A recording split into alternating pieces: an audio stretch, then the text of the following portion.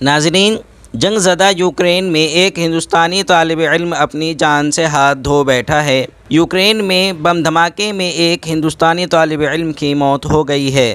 اس کی تصدیق وزارت خارجہ نے کی ہے۔ اپوزیشن نے الزام لگایا ہے کہ مودی حکومت نے سستی اور لاپرواہی برتی۔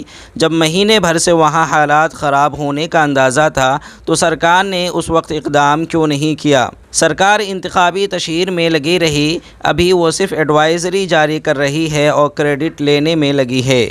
کرناٹک کے ہاویری سے تعلق رکھنے والے ہندوستانی طالب علم نوین شیکھرپا کی موت اس وقت ہوئی جب منگل کو روسی فوجیوں نے ایک سرکاری عمارت کو دھماکے سے اڑا دیا۔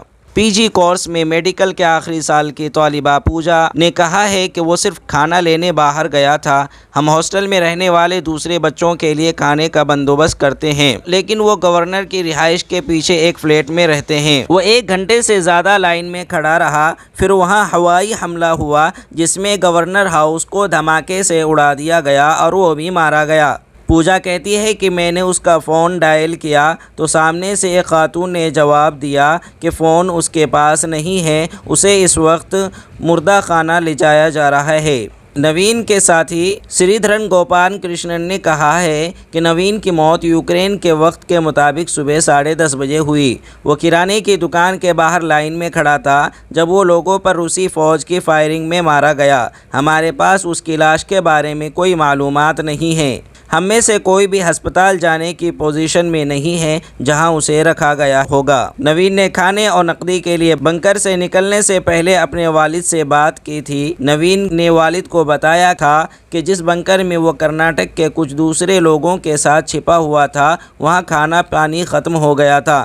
نوین خارکیو کے نیشنل میڈیکل یونیورسٹی میں میڈیکل کے لاسٹ ایئر کا طالب علم تھا۔ نوین کے والد نے الزام لگایا ہے کہ ہندوستانی سفارت خانے سے کسی نے بھی یوکرین کے کیف میں پھنسے ہندوستانی طلباء سے رابطہ نہیں کیا اور انہیں کسی بھی طرح کی کوئی سرکاری امداد نہیں ملی۔ اس واقعے پر ممبر پارلیمنٹ اسد الدین اویسی صاحب نے ٹویٹ کیا اور کہا کہ میری پوری ہمدردی نوین کی فیملی اور دوستوں کے ساتھ ہے جو آج یوکرین میں رشیا کی جانب سے کیے گئے حملے میں مارا گیا۔ امید ہے کہ مودی سرکار بنا کسی دیری کیے تمام ہندوستانیوں کو وہاں سے نکلنے میں مدد کرے۔ کانگریس کے سابق صدر راہل گاندھی نے بھی ٹویٹ کیا اور کہا کہ یوکرین میں ایک ہندوستانی بچے کی موت کی خبر موصول ہوئی جو کہ صدمے والی خبر ہے۔ میری دلی ہمدردی اس کی فیملی اور دوستوں کے ساتھ ہے۔ میری گزارش ہے کہ ہندوستانی سرکار وہاں پھنسے تمام ہندوستانیوں کو محفوظ نکلنے کے لیے کوئی مضبوط منصوبہ بنائے، ہر ایک منٹ اہم ہے۔ MIM کے ترجمان وارث پٹھان نے کہا، ہندوستان کا بیٹا اپنے گھر محفوظ لوٹ نہیں پایا، کون ہے نوین کی موت کا ذمہ دار؟ الکا لامبا نے مودی حکومت پر طنز کرتے ہوئے کہا کہ اپنے PM کو کہنا کہ میں زندہ لوٹ نہیں پایا۔ نوین یوکرین میں شہید ہوا ایک بھارتی چھاتر۔